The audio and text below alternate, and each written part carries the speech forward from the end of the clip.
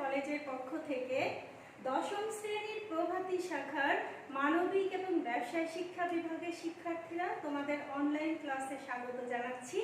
আমি নাসরিন সুলতানা সমাপ্তি, সহকারী শিক্ষক গার্হস্থ্য বিজ্ঞান। আশা করছি তোমরা সবাই ভালো আছো এবং সুস্থ আছো। শিক্ষার্থীরা, তোমরা হয়তোবা গত দুইটা ক্লাস দেখেছো।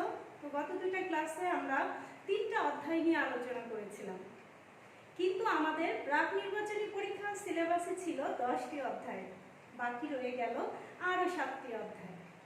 কিন্তু প্রাক নির্বাচনী পরীক্ষার আগে আজকেই আমাদের অনলাইন লাস্ট ক্লাস। এই একটা ক্লাসে 7টি অধ্যায় ডিটেলস আলোচনা করতে গেলে কোনোভাবেই আমি শেষ করতে পারবো না। এই জন্য শিক্ষার্থীরা, আমি ঠিক করেছি যে বাকি 7টি অধ্যায়ের ইম্পর্টেন্ট টপিকসগুলো নিয়ে আলোচনা করব। তো চলে আসি আমরা মূল আলোচনায়। প্রথম অধ্যায়, আমি তোমাদেরকে বলেছিলাম প্রি টেস্টের প্রথম অধ্যায় থেকে কোনো সৃজনশীল থাকছে না, তোমাদের শুধুমাত্র এই অধ্যায় থেকে অবজেক্টিভ করতে হবে খুব ভালোভাবে। এরপরে আসি আমরা তৃতীয় অধ্যায়। তৃতীয় অধ্যায়ে আছে শিক্ষার্থীরা গৃহ সম্পদ। এখানে সম্পদ কাকে বলে করতে হবে, আর সম্পদের বৈশিষ্ট্য আছে। সম্পদের তোমার 4টা যে বৈশিষ্ট্য আছে, সেই বৈশিষ্ট্যগুলো আমরা একটু ভালোভাবে পড়ব। আর এখানে সম্পদের শ্রেণী বিভাগ আছে, মানবীয় সম্পদ, অমানবীয় সম্পদ, এগুলো তোমরা পারবে, রিভিশন দিয়ে রাখো জাস্ট। কিন্তু এখানে যেটা আমার কাছে খুব ইম্পর্টেন্ট মনে হয় সেটা হচ্ছে পার্ট 4, সম্পদের সুষ্ঠু ব্যবহারের প্রয়োজনীয়তা। এটা শিক্ষার্থীরা তোমরা একটু ভালোভাবে পড়ে রেখো। এখানে তোমাদের 2টা সৃজনশীল আছে বইয়ে, 2টা সৃজনশীল সম্পর্কেও একটু ভালোভাবে মানে করে রেখো, পড়ে রেখো আর কি, আয়ত্তে রেখো তোমরা। এরপরে আমরা চলে আসি চতুর্থ অধ্যায়। চতুর্থ অধ্যায়ে শিক্ষার্থীরা গৃহ সম্পদের ব্যবস্থাপনা অধ্যায়ের নাম। এই অধ্যায়ের পার্ট 1-এ প্রথমেই আছে দেখো অর্থ ব্যবস্থাপনা। অর্থ ব্যবস্থাপনার প্রথম প্যারাটা আমি তোমাদের মুখস্থ করতে বলেছিলাম। প্রথম প্যারা সম্পূর্ণটা না, আমাদের অনুধাবনমূলক প্রশ্ন ছিল অর্থ ব্যবস্থাপনা বলতে কি বুঝো। তো সেই প্রশ্নের উত্তর কিন্তু আমি প্রত্যেকের বইয়ে দাগিয়ে দিয়েছিলাম, তোমরা প্রশ্নের উত্তরটা এখান থেকে করে নিও। এরপরে শিক্ষার্থীরা আছে বাজেট। বাজেট কাকে বলে আসতে পারে, আবার বাজেট কি সেটা আসতে পারে, আবার এমনও হতে পারে অনুধাবনমূলকে আসতে পারে বাজেট বলতে কি বুঝো, আর জ্ঞানমূলকে আসতে পারে বাজেট কি বা কাকে বলে। তো এখানেও আমি তোমাদের পড়িয়েছি বাজেট কাকে বলে সেটা পড়িয়েছি, বাজেটের প্রয়োজনীয়তা পড়িয়েছি। বাজেটের খাত আছে শিক্ষার্থীরা 8টি খাত, খাতগুলো আমরা খুব ভালোভাবে পড়িয়েছিলাম। তারপরে আছে বাজেট তৈরির নিয়ম। নিয়ম কিন্তু আমি তোমাদের বইয়ে সম্পূর্ণটা পড়তে বলি নাই, মেন লাইনগুলো তোমাদের দাগিয়ে দিয়েছিলাম। এরপরে শিক্ষার্থীরা এখানে আছে যে 35,000 টাকা বা 40,000 টাকার একটি বাজেট তৈরি করো। এটা তো তোমাদের আমি খুব ভালোভাবে পার্সেন্টেজ বের করে শিখিয়ে দিয়েছিলাম, এটা কিন্তু তোমাদের আয়ত্তে রাখবে। এরপরে আসছে সময় এবং শক্তির ব্যবস্থাপনা। তো এখানে সময়টা কি, সময় সম্পর্কে আর যদি এরকম পরীক্ষা আসে অনুধাবনমূলক প্রশ্ন যে সময় বলতে কি বুঝো, তো সেখানে কি আমরা সময় সম্পর্কে লিখতে পারবো না? প্রথম দেখো 2-একটা আছে, 2টা প্যারা আছে, এর ভিতর থেকে মেন কথাগুলো তোমরা লিখতে পারবে। এরপরে আছে সময় তালিকার প্রয়োজনীয়তা। শিক্ষার্থীরা, সময় তালিকার প্রয়োজনীয়তা কিন্তু আমি বইয়ের মতো করতে বলিনি তোমাদের। এখানে যেমন একটা পয়েন্ট দিয়ে ব্যাখ্যা দেওয়া আছে, আমরা এভাবে পড়বো না, আমরা এখানে শুধুমাত্র পয়েন্টের নামগুলো মুখস্থ রাখবো এবং লেখার সময় এভাবে লিখবো যে সময় তালিকার মাধ্যমে করণীয় কাজগুলো সম্পর্কে আমরা ধারণা লাভ করতে পারি, এটির মাধ্যমে সময় মতো কাজ করার অভ্যাস আমাদের গড়ে ওঠে। এইভাবে আমরা শুধুমাত্র পয়েন্টগুলাই সুন্দর করে লিখে দিব, একবার সময় তালিকা, একবার এটি, বারবার সময় তালিকার মাধ্যমে, বারবার সময় তালিকার মাধ্যমে, এভাবে লিখলে কিন্তু একটা বিরক্তিকর ভাব চলে আসবে, এজন্য আমরা এভাবে লিখবো না। এরপরে আসছে দেখো সময় তালিকার বিবেচ্য বিষয়, মানে সময় তালিকা তৈরি করার সময় আমরা কোন কোন বিষয়গুলোর দিকে গুরুত্ব দিব বা কোন কোন বিষয়গুলো বিবেচনা করব সেটা আমাদের করতে হবে।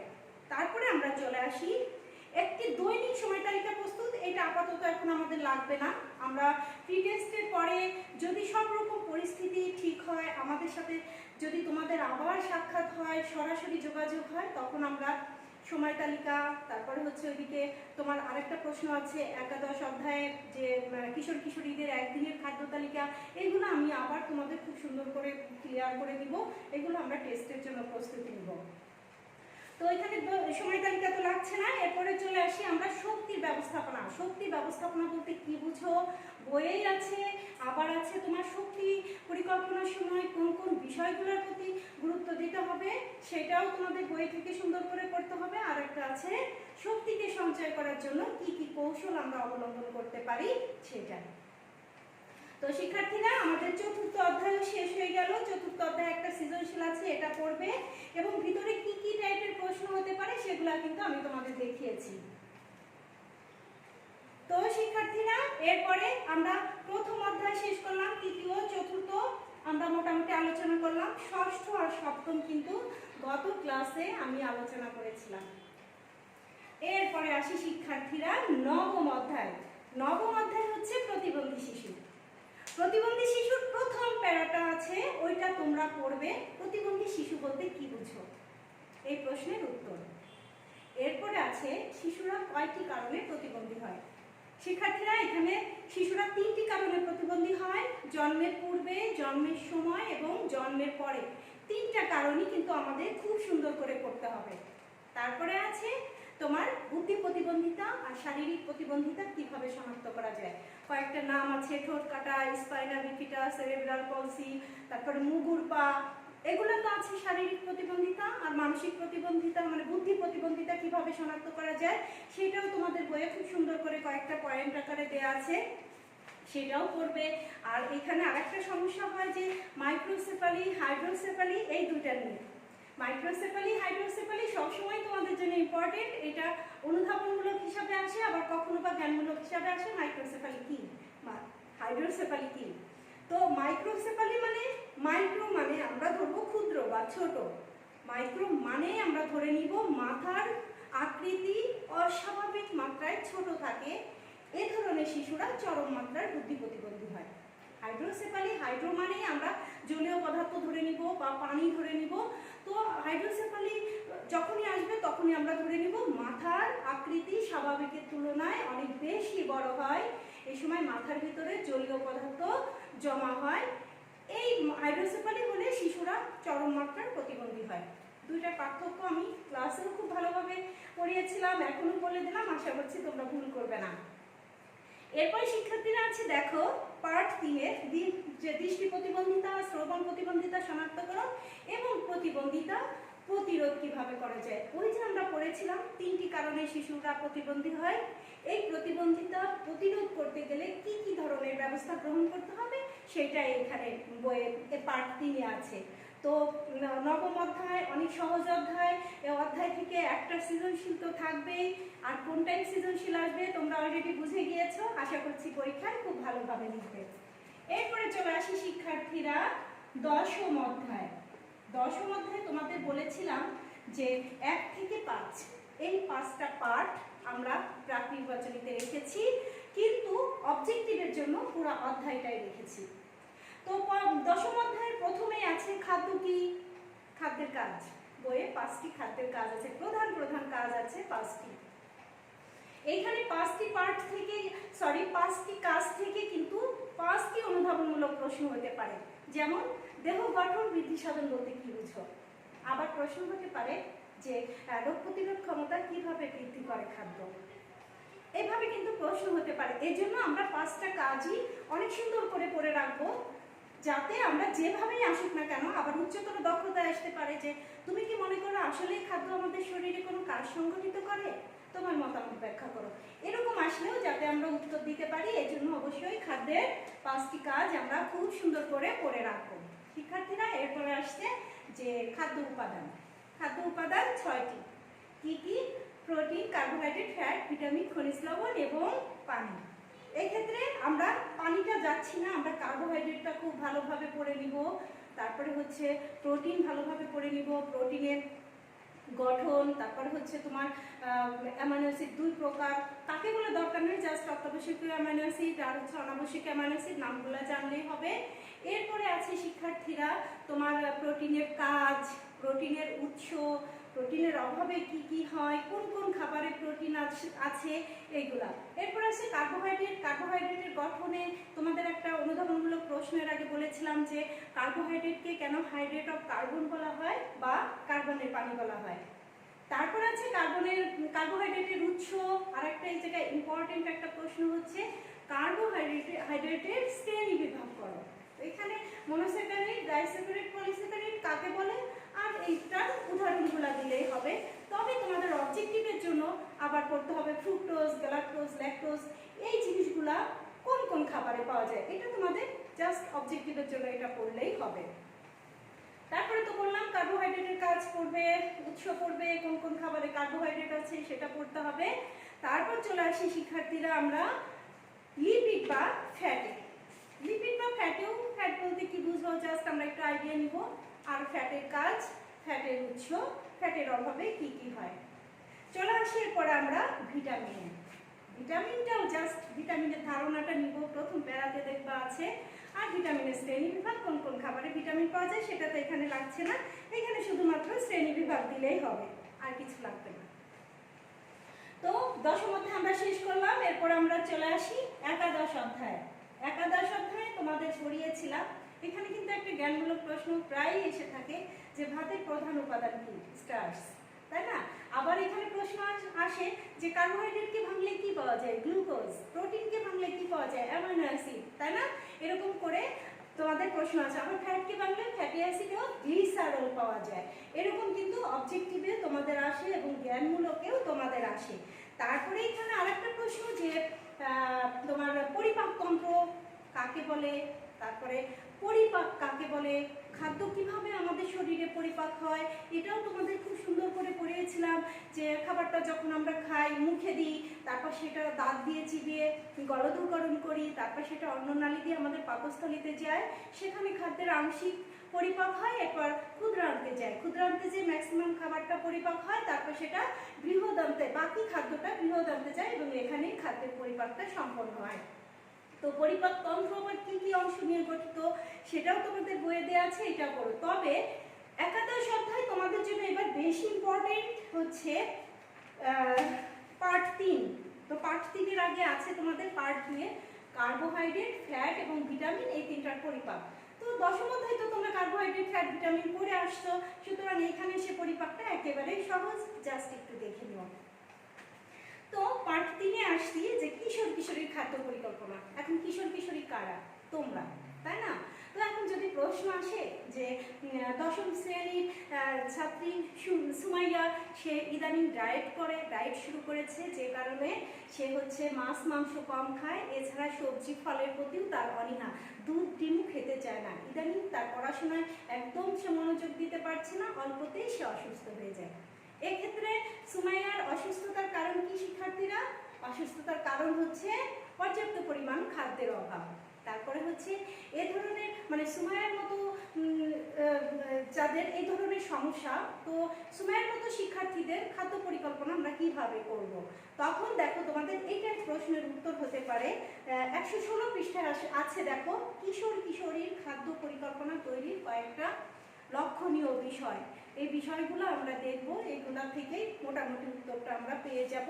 আর এখানে আরেকটা প্রশ্ন আছে যে কিশোর কিশোরীর জন্য পুষ্টি গুরুত্বপূর্ণ কেন?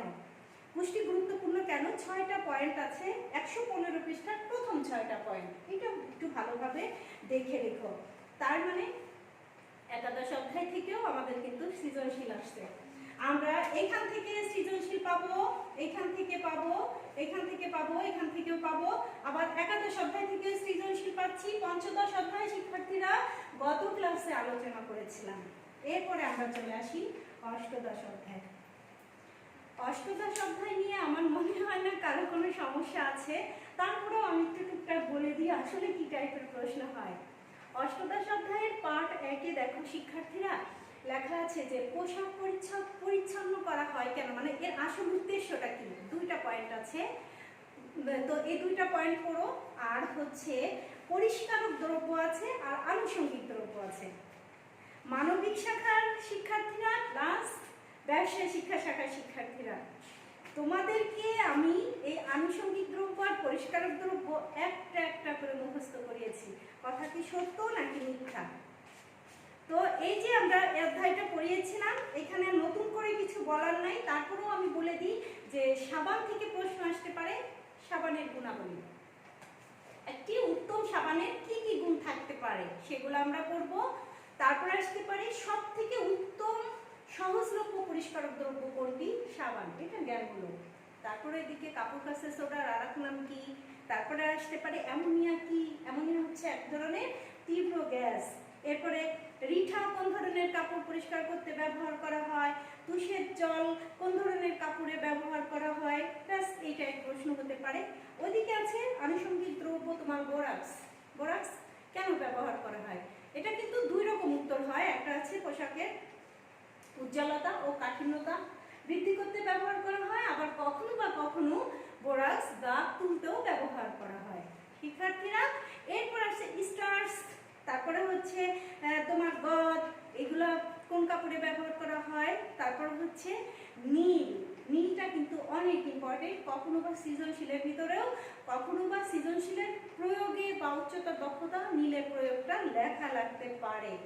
এরপর আছে ভিনিগার, লবণ, জীবাণুনাশক, তারপরে হচ্ছে কাপড় মোলায়েম কারক। বিশেষ করে ভিনিগার এবং লবণ কেন ব্যবহার করা হয় শিক্ষার্থীরা, এইটা আমরা জেনে রাখবো। আর এখানে একটা পার্থক্য আছে, তোমরা একটু ব্রেনে রাখবা। একটা হচ্ছে পরিষ্কারক দ্রব্য, মানে কাপড়ের থেকে ময়লাটা দূর করতে যে যে উপাদান ব্যবহার করা হয় সেটাই হচ্ছে পরিষ্কারক দ্রব্য। আর আনুষঙ্গিক দ্রব্য হচ্ছে কাপড় ধোয়ার পরে কাপড়ের সৌন্দর্যটা বাড়ানোর জন্য যে যে উপাদান ব্যবহার করা হয় সেটাই হচ্ছে আনুষঙ্গিক দ্রব্য। এরপর আসছে শিক্ষার্থীরা বস্ত্র ধৌতকরণের পূর্ব প্রস্তুতি। বস্ত্র ধৌতকরণের পূর্ব প্রস্তুতি আমরা কি করি? প্রথমে বেশি ময়লা কাপড়, কম ময়লা কাপড় আলাদা করি। তারপর কাপড়ে যদি কোথাও কাটা ছেঁড়া থাকে সেটা আমরা মেরামত করি। মেরামতটা কিভাবে করি? রিফু করি আর তালি দিই। তালি কখনো সাধারণ তালি হতে পারে, আবার কখনো বা নকশা তালি হতে পারে। তো তোমরা তোমাদের বইয়ের ভাষায় লিখতে হবে তা না, এই যে রিফু তালি জাস্ট তোমাদের ভাষায় পড়ে তোমাদের ভাষায় লিখবে, সেটাই সব থেকে ভালো হবে। তারপরে আছে শিক্ষার্থীরা এখানে দেখো প্রক্ষালন, 174 পৃষ্ঠার প্রক্ষালন। এটা অনুধাবনমূলক প্রশ্ন, অনেক ইম্পর্টেন্ট প্রশ্ন, কিন্তু এটা মাঝে মাঝে আসে। তো প্রক্ষালনটা আমরা ভালোভাবে পড়বো।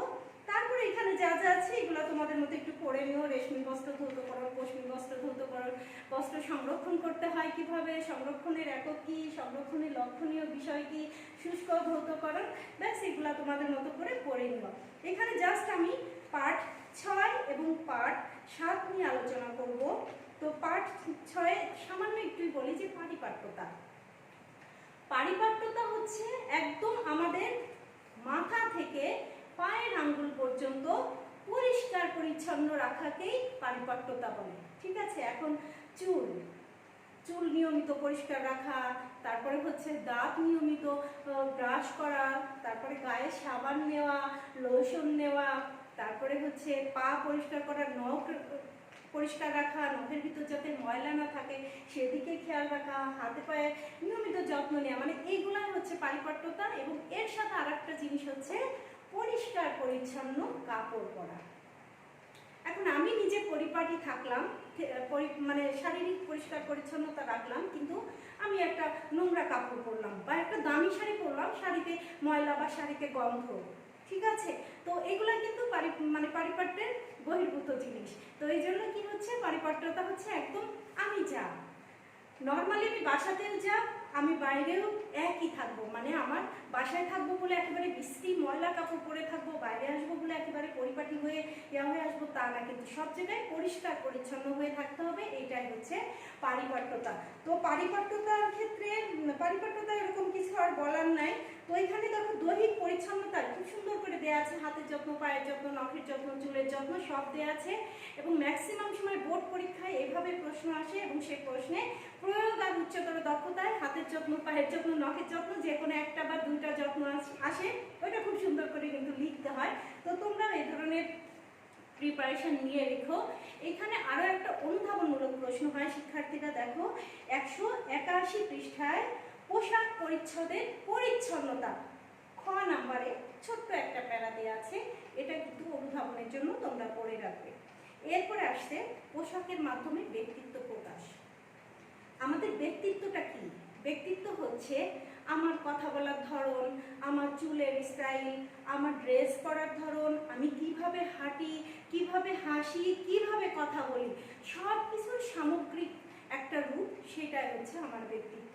শিক্ষার্থীরা তোমাদের স্কুলে তোমাদের ক্লাসে কিন্তু একজন টিচার পড়ান না, অনেকগুলো টিচার তোমাদের পড়ান। সব টিচারই কিন্তু খুবই মার্জিত, খুবই ভদ্র এবং খুবই বিজ্ঞ, কিন্তু তারপরে দেখবে যে কোনো টিচারের সাথে কোনো টিচারের পড়ানোর কিন্তু মিল নাই।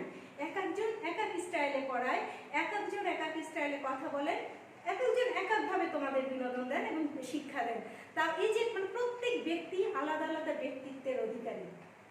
তো এই যে ব্যক্তিত্ব, এই ব্যক্তিত্ববান টিচার সবাইকেই তোমরা পছন্দ করো, কিন্তু তারপরেও দেখা যায় যে এত টিচারের ভিতর গুটি কয়েক টিচারকে তোমাদের আবার একটু অন্যরকম ভালো লাগে। অন্যরকম ভালো লাগা মানে কি, যে এই টিচারটা খুব সুন্দর পরিপাটি হয়ে আসে, ম্যাডামটা খুব সুন্দর পরিপাটি হয়ে আসে, সুন্দর করে কথা বলে, সুন্দর করে বোঝায়।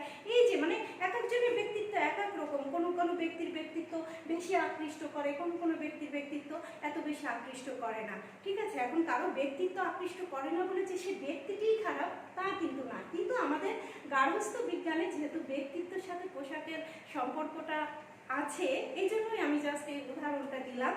তো এখানে দেখো যে ব্যক্তিত্বটা পোশাকের মাধ্যমে খুব খুব দ্রুত ফুটিয়ে তোলা যায়।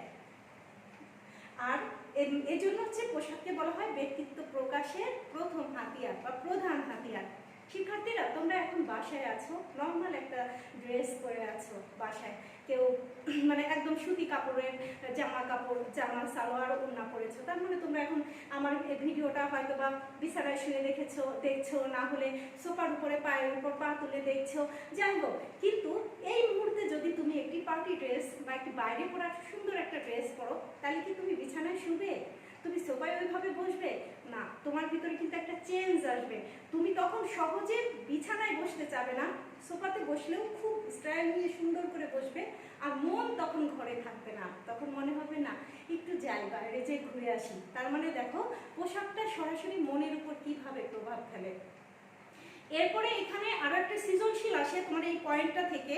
দেখো 1 2 3 4 নম্বর পয়েন্ট থেকে প্রশ্ন আসে। ধরো এইরকম হলো যে শান্তা অপেক্ষাকৃত শ্যামলা আর হচ্ছে একটু শর্ট টাইপের, খাটো টাইপের, তো ওর মামার বিয়েতে গেল একটা বড় ছাপার জাঁকজমকপূর্ণ ভারী জমিনের শাড়ি পরে, কিন্তু ওখানে গিয়ে ওকে খুব বিমর্ষ লাগলো এবং কেউ অত বেশি ওকে প্রশংসা করলো না। তাহলে শিক্ষার্থীরা, এখানে যে শান্তার বিমর্ষটা কেন লাগলো বা শান্তাকে কেন আকর্ষণীয় লাগলো না, কারণ তার গায়ের রং, তার শরীরের ওজন, এই সব কিছুকে কিন্তু এই বড় ছাপা বা ভারী জমিন সমর্থন করে না। এক্ষেত্রে তার পরা উচিত ছিল ছোট ছাপার হালকা রঙের পাতলা জমিনের কোনো পোশাক পরা। এই ধরনের মেয়েদের সাধারণত পরতে হবে হালকা গোলাপি, হালকা হলুদ বা হালকা রঙের যে কোনো কাপড়। এতে কি হবে যে ওই কাপড়ের প্রতিফলনটা গায়ের উপরে পড়ে, এতে কি হয় গায়ের রংটা একটু উজ্জ্বল দেখায়। আর যে সমস্ত মেয়েরা লম্বা এবং অনেক বেশি চিকন, তারা কি করতে পারে, তারা বড় হাতার গাঢ় রঙের একটু ঢিলে ঢালা টাইপের পোশাক পরতে পারে। এতে কি তাদের এই যে ত্রুটিগুলা সহজে ধরা পড়বে না, সহজেই তাদের ব্যক্তিত্বটা প্রকাশ পাবে। এভাবে কিন্তু তোমাদের সৃজনশীল প্রশ্ন আসে। এরপরে শিক্ষার্থীরা, তোমাদের বলেছিলাম যে উষ্ণ রং আর শীতল রং, সাধারণত লাল বা লালের মিশ্রণে তৈরি সব রঙকেই উষ্ণ রং বলে। এই রঙগুলা আনন্দদায়ক অনুষ্ঠান যেমন বিয়ে, জন্মদিন, বিবাহ বার্ষিকী বা যে কোনো পার্টি, এই টাইপ বন্ধুদের পার্টি টার্টি, এই সমস্ত আনন্দদায়ক উৎসবে রঙিন উজ্জ্বল রঙগুলো বেশি প্রভাব বিস্তার করে। উজ্জ্বল রঙগুলো পরলে কি হবে, ব্যক্তিত্বটা খুব ভালোভাবে প্রকাশিত হবে। আর যেমন শোক অনুষ্ঠান, যে কোনো মৃত্যুবার্ষিকী বা কেউ মারা গিয়েছে, সেই সমস্ত জায়গায় যেতে গেলে সাধারণত সাদা কালো বা এই টাইপের হালকা রঙগুলা এবং সাজসজ্জাবিহীন সেই সমস্ত জায়গায় গেলে নিজের ব্যক্তিত্বটা প্রকাশ পাবে। আমি কিন্তু পঞ্চদশ অধ্যায় পড়ানোর সময় এই ব্যাপারে তোমাদের আলোচনা করেছিলাম যে আমি একটা মরা বাড়িতে যদি এখন সেই পার্টি শাড়ি ভারী গহনা পরে যাই, তাহলে কিন্তু সবাই আমাকে দেখে হাসবে, খারাপ মন্তব্য করবে, কারণ ওইখানে পরিবেশ অনুযায়ী আমার পোশাকটা উপযুক্ত ছিল না।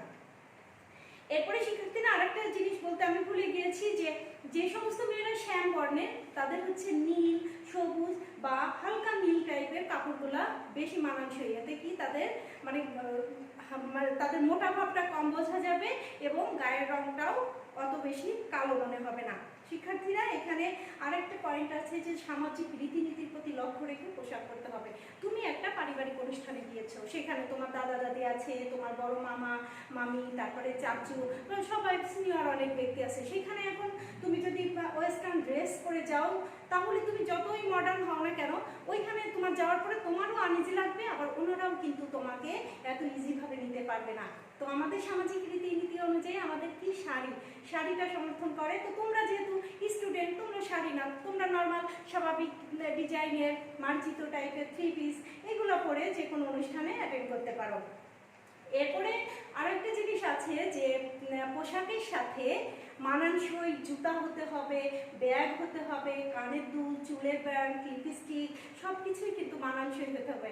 আরেকটা জিনিস বলি, এর আগেও তোমাদের ক্লাসে হয়তো বলেছিলাম যে তোমরা তো ইউনিফর্ম পরে স্কুলে আসো, এখন যদি তোমরা 2 ইঞ্চি বা 3 ইঞ্চি লম্বা মানে হাই হিল পরে স্কুলে আসো নিশ্চয়ই তোমাদের ইউনিফর্মের সাথে ভালো লাগবে না। আবার আমি যদি এখন শাড়ির সাথে কেটস পরে স্কুলে যাই সেটাও কিন্তু ভালো লাগবে না। এই জন্য অবশ্যই কোন পোশাকের সাথে কোন ধরনের আনুষঙ্গিক জিনিসগুলো বেশি মানানসই সেটা চিন্তা ভাবনা করে যদি আমরা সেই পোশাকগুলো পরে থাকি বা সেই আনুষঙ্গিক উপকরণ ব্যবহার করে থাকি তাহলে আমাদেরকে অনেক বেশি আকর্ষণীয় লাগবে, আমরা সহজেই আমাদের ব্যক্তিত্বটা প্রকাশ করতে পারবো। তো এখানে শিক্ষার্থীরা আছে পার্ট 8, এটা আমাদের সৃজনশীলের জন্য বা অবজেক্টিভের জন্য জাস্ট একবার পড়ে রেখো, এটা সাধারণত প্র্যাকটিক্যালের জন্যই আমরা পড়িয়ে থাকি। এরপরে আর তেমন কিছুই নাই, 2টা সৃজনশীল আছে দেখো। আর আশা করছি আমার ক্লাস দেখে তোমরা বুঝে গিয়েছো আসলে কোন টাইপের প্রশ্ন হতে পারে, কি হতে পারে। তো সবাই ভালোভাবে পরীক্ষা দিও, সবাই ভালো নাম্বার পেও, তোমাদের শুভকামনা করছি। তোমরা ভালো থেকো, আমার জন্য দোয়া করো। আসসালামু আলাইকুম।